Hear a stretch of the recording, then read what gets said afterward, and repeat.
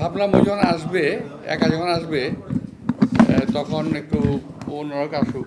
আমি আমার আমার প্রেসের যারা কাজ করে তাদেরকে বললাম, তো তারা আবার তোমার সবাইকে বলছে তোমরা আসছো, এটা আমি আমি খুশি হয়েছি, আসছো ভালো হয়েছে, ঈদের পরে দেখা হলো। বাট আনুষ্ঠানিক ঈদের দাওয়াত কিন্তু এটা না। তোমাদেরকে আমি ইনশাল্লাহ এই দু একদিন দেরি হয় হয়তো, আনুষ্ঠানিকভাবে তোমাদেরকে একদিন দাওয়াত করবো ঈদের জন্যে, ঈদ উপলক্ষে। সেদিন আর বিষয়ে কথা বলতে পারবো। হ্যাঁ, বৈঠকটা তো আমি এখন তো জানি না, এটা আমি তো আমাকে প্রথম শুনলাম। যদি এটা হয়ে থাকে নিশ্চয়ই অত্যন্ত গুরুত্ব বহন করবে। এই মিটিংটার প্রয়োজন আছে এবং প্রয়োজন ছিল। এই মিটিংটার জন্য আমাদের সরকার স্বতঃপ্রণীত হয়ে চেষ্টা করছিল।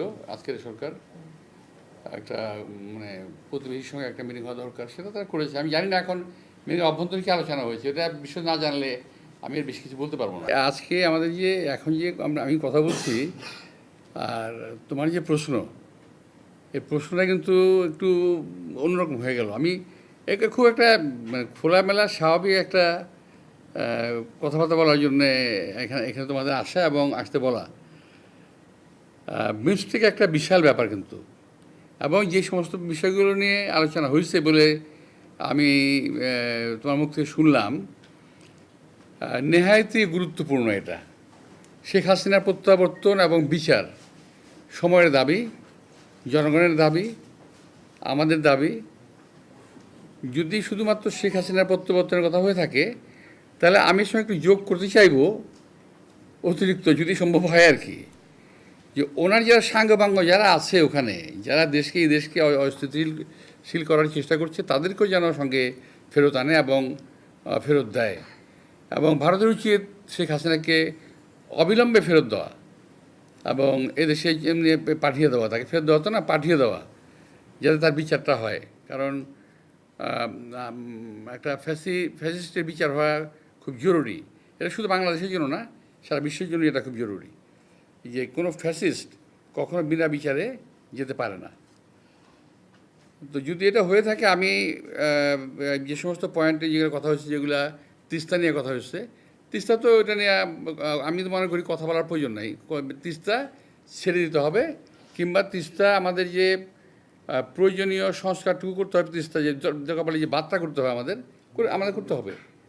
এখানে তিস্তা ফারাক্কা নিয়ে কোনো ছাড় যদি বাংলাদেশ দেয়, তাহলে কিন্তু এখন এখন যে আমাদের অবস্থান এবং যে অবস্থা, দেশের মানুষের যে মানসিক অবস্থা, আমাদের অর্থনৈতিক অবস্থা যাই থাকুক না কেন, মানসিক অবস্থা বাংলাদেশের মানুষের অত্যন্ত শক্ত এবং শক্তিশালী একটা অবস্থানে আমরা এখন আছি। এই অবস্থায় আমাদের ভারতের সঙ্গে যে চুক্তিগুলো, অসম চুক্তিগুলো হয়েছে, সেগুলো যেমন বাতিল করা দরকার, তেমনি যে চুক্তিগুলো অসম এবং কার্যকর হয় নাই আমাদের এখানে দেশে, যেটা বাংলাদেশের পক্ষে যাবে, যেগুলো যেমন যেমন ফারাক্কা বার্তা চালু করা, তিস্তার বাদ চালু করা, এগুলো অত্যন্ত প্রয়োজনীয়। সীমান্ত হত্যা বন্ধ করা, এগুলো নেহায়তই একটা বাস্তব বিষয়। এগুলোকে বন্ধ মানে বাদগুলো চালু করা এবং সীমান্ত হত্যা বন্ধ করা, এগুলো যদি আলোচনা হয়ে থাকে, নিশ্চয়ই একটা ভালো আলোচনা হয়েছে আমি মনে করি। এবং আমি বিশেষ করি যে ভবিষ্যতে ইউনূস সাহেব আরও ভালো কিছু আলোচনা করবেন, ভালো রেজাল্ট আমাদের দেবেন। নির্বাচন আর সংস্কারের কথা নিয়েই কিন্তু আজকে আমার এখানে সত্যিকার অর্থে আমার আজকের এখানে বসাটা।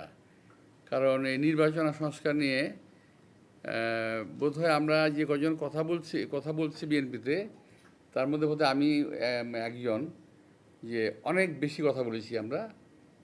এবং এইটা দেখলাম কালকে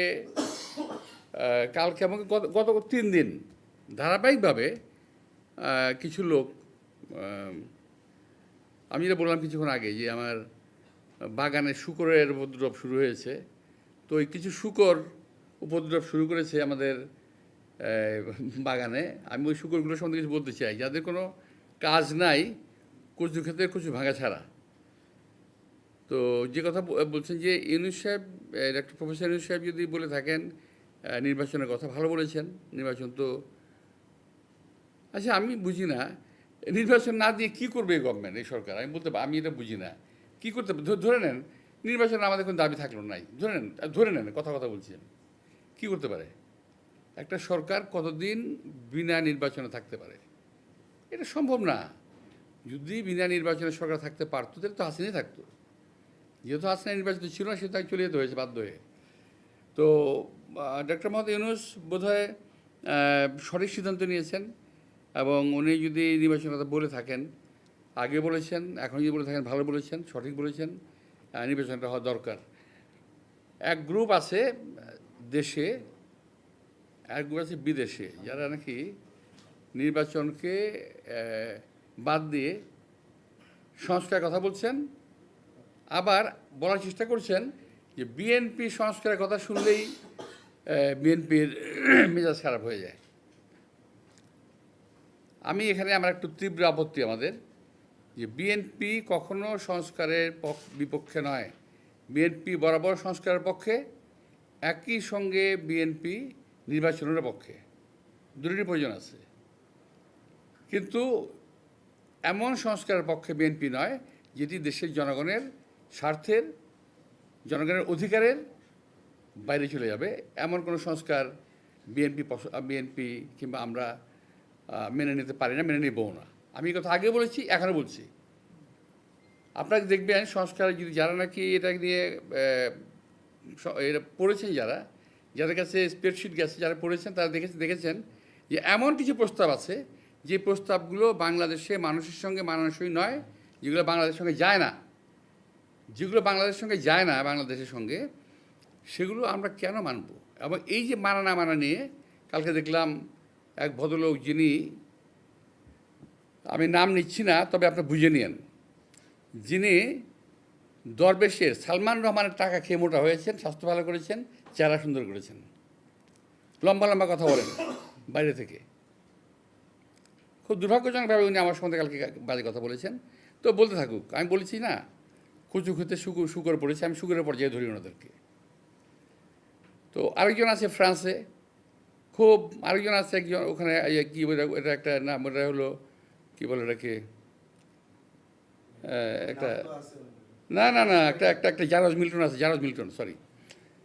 সরি কথা আমি বলে দিলাম, আমার এই অবস্থা থেকে এটা বলা ঠিক হয়নি বোধ হয়। তবুও আমি বলছি, জারজ মিল্টন বকা দিয়েছে আমাকে, সেটাকে সমর্থন করেছে পিনাকি। অর্থাৎ জারজ মিল্টন যে ভাষা আমাকে বকা দিয়েছে, পিনাকি সমর্থন করেছে। আমি বলতে চাই যে ওরা সবাই একই বংশের, একই গোত্রের সন্তান। কোনো ভদ্রলোককে এভাবে গালি দিতে পারে না। আমি ঢাকার মানুষ, আমি ইচ্ছা করলে ওরা যে ভাষা গালি দেয় তার চেয়ে জঘন্য ভাষা গালি দিতে পারি, কিন্তু আমার বাপ মা, আমার পরিবার এটা আমাকে শেখায় নাই। ওরা যেটা বলছে এবং বলেছে, এটা ওদের পরিবার থেকে শেখানো, ওরা ওই পরিবার থেকে করে আসছে, শুকরের জাত। আমি সরি, আমি কথাগুলো বললাম বাধ্য হয়ে, যে আমি যে বলেছি আজকে বলি, এখনও বললাম যে এখনও যে সংস্কারের কথা বলার কারণে আমি নাকি সংস্কার মানি না। আমি বলছি ওই সংস্কার মানি না যে সংস্কারটা দেশের মানুষের প্রয়োজন নাই। আমি সে কথা বলেছি। তারা যদি ভুল বুঝে এবং দরবেশের টাকা খেয়ে শরীর স্বাস্থ্য ভালো করে বিদেশে থেকে এই দেশের রাজনীতিবিদদের সম্বন্ধে কুৎসরণা করে, গালিগালাজ করে, এবং আমি আশ্চর্য হয়ে গেলাম, প্রথম গালিগালাজ শুরু করলো তারা আমাকে, তারপরে তারা শুরু করলো আমাদের সেক্রেটারি জেনারেল মির্জা ফখরুল সাহেবকে, তারপর তারেক রহমান সাহেবকে, আমাদের অ্যাক্টিং চেয়ারম্যান, এমনকি তার পরিবার সম্পর্কেও তারা কথাবার্তা বলা শুরু করেছে। আমার আজকে কিন্তু মূলত এই কথাই বলাই ছিল, আমার অন্য কোনো সাবজেক্ট ছিল না। এটাই ছিল আমার বক্তব্য, যে ওরা আসলে চাচ্ছেটা কি? ওরা বিএনপিকে কিংবা আওয়ামী লীগকে কিংবা অন্য কাউকে ওরা ভালোবাসে না। ওরা ভালোবাসে ভারতকে। ওরা এই দেশে যাতে ভারতের আধিপত্য বিস্তার হয় এবং ভারত যাতে এই দেশে কায়েমি স্বার্থবাদী গোষ্ঠীকে বসাতে পারে, ওই সমস্ত লোকদের জন্য এরা কাজ করতেছে। এই গ্রুপটা এবং এই শুকুরের গোষ্ঠী কখনো বাংলাদেশের কোনো সরকারকে স্থিতিশীল থাকতে দেবে না। আমি আজকে হরপ করে বলতে পারি, এখানে অনেক সাংবাদিক ভাইরা আছেন যারা রহমত বহুদিন বাঁচবেন, দেখবেন যে এই গোষ্ঠী কখনো বাংলাদেশকে স্থিতিশীল থাকতে দেবে না। কখনো আমার বিরুদ্ধে, কখনো ওর বিরুদ্ধে, কখনো তার বিরুদ্ধে লেগেই থাকবে। ফাঁক দিয়ে কী হবে জানেন?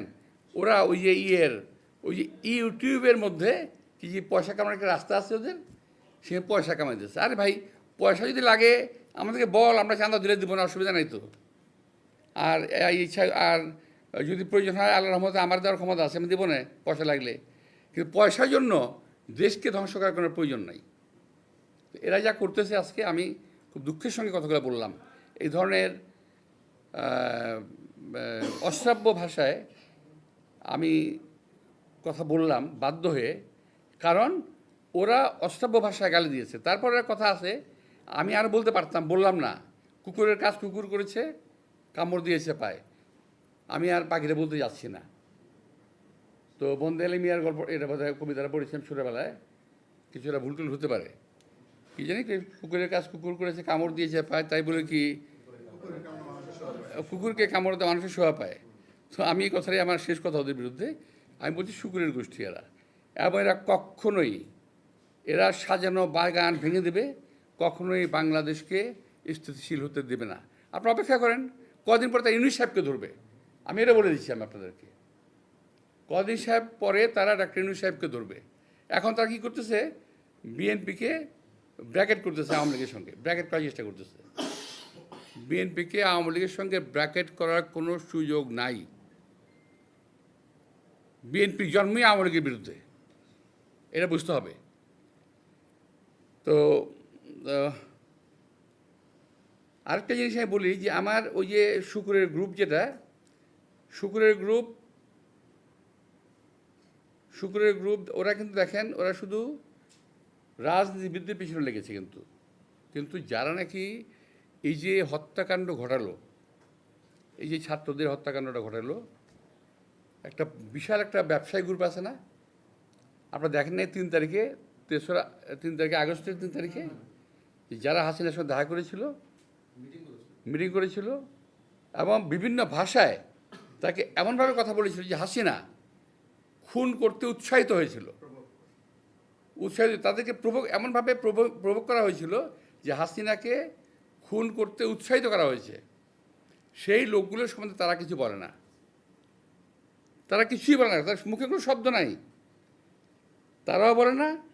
আর তাদের যারা বাংলাদেশে যাদের লেজুর বৃত্তি করতেছে, যারা নাম বলবো না আমি, আমাদের স্নেহাস্পদ, আমি এর বলছি না, আমরা বলছি না, তার যারা লেজুর বৃত্তি করতেছে, আপনারা দেখবেন যে তারা একই ভাষায় কথা বলে, ওদের টন এবং এদের টন কিন্তু মিলে যায়।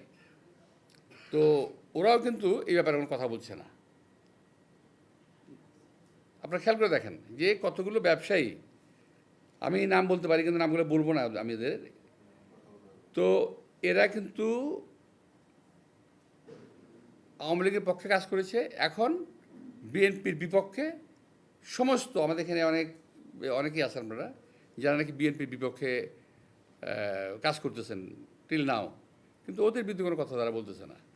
সকলে মিলে বিএনপিকে বিরুদ্ধে লাগছে। কথা হলো, বিএনপি একটা দেশপ্রেমিক, জাতীয়তাবাদী দেশপ্রেমিকের একটা দল। এই দলটাকে যদি শেষ করা যায়, তাহলে ফ্যাসিজম এবং আধিপত্যবাদকে বাংলাদেশে পার্মানেন্ট করা যাবে। এই হলো তাদের টার্গেট। তো আমি যেন প্রশ্ন না থাকলে আমি এখানেই শেষ করি। আর একটাই বিষয় আমি আরেকটা বলতে চাই, যে আপনারা খেয়াল করে দেখবেন, বিএনপির সঙ্গে আওয়ামী লীগকে ট্র্যাক করতেছে, কিন্তু আমার কথা হলো, যদি বিএনপি আওয়ামী লীগের সঙ্গে বিএনপিকে ট্র্যাক করে, তা আওয়ামী লীগের নেতারা গ্রেপ্তার হওয়ার পরও, এই সময় মার্ডার কেস সহ গ্রেপ্তার হওয়ার পরও মুক্তি পায় কীভাবে? তারা কীভাবে মুক্তি পেল? এবং তারা সাজা খাটা এই অবস্থায়, একবারে রিমান্ড থাকা অবস্থায় মুক্তি পেয়ে গেল, কী করে সম্ভব? অথচ এদেরই প্রভোকেশনের কারণে হাসিনা আজকের এই দুরবস্থা হয়েছে, দেশটার দুরবস্থা হয়েছে। তো আমি আপনাদের সবাইকে ধন্যবাদ দিচ্ছি আজকে আসার জন্য। প্রশাসন কিন্তু নয় শুধুমাত্র, প্রশাসন তো বটেই, আমি এই কথা বলেছি বক্তৃতায়, সাংবাদিকদের আমি সচিবালয়ে, পুলিশে, বিভিন্ন ইম্পর্টেন্ট জায়গায়, সাংবিধানিক প্রতিষ্ঠানে, ব্যবসায়িক প্রতিষ্ঠানে, মতিঝিলে, ব্যাংকে, বিমায়, যেখানে যান, যেখানে যাবেন, ইভেন যে ব্যবসায়ীর জায়গাগুলো আছে না, একটা স্বাভাবিক যে এই যে কতগুলো প্রতিষ্ঠান আছে না, যে মানে আজ কিছু প্রতিষ্ঠান আছে, সেখানে কিন্তু একবারে পুরা ওরা মৌরসি পাট্টা গেঁথে বসে আছে। এখানে আরও কিছু ব্যবসায়ী কথা আছে, আমি বলবো না নাম, ওটা বললে আবার এটাকে ভিন্নভাবে পত্রপত্রিকা আসবে, আমি আনাবশ্যক আপনাদের বলবো। তো মিডিয়া তো আর কী বলবো, মিডিয়া তো বিএনপির পক্ষে কখনোই ছিল না। এখন মাঝে মাঝে দুই একটা থাকে, আসে, বললে কষ্ট করে লেখে আর কি বিএনপির জন্য বলেও। বিএনপির কোনো মিডিয়া চ্যানেল, এটা হলো বিএনপির এবং আমাদের সবচেয়ে দুর্ভাগ্য যে এটা আমরা বিল্ড আপ করতে পারি নাই, এখন থেকে না, বহু আগে থেকেই। আওয়ামী লীগ এবং বিএনপিকে যদি ভাবা হয় দল হিসেবে, বড় দল হিসেবে, মানুষ ভাবতে পারে, কিন্তু এটা কিন্তু ঠিক না। কারণ প্রতিটা দলেরই কিন্তু নিজস্ব একটা শক্তি আছে, প্রতিটা দলের নিজের একটা ক্ষমতা আছে, প্রতিটা দলের পপুলারিটি আছে।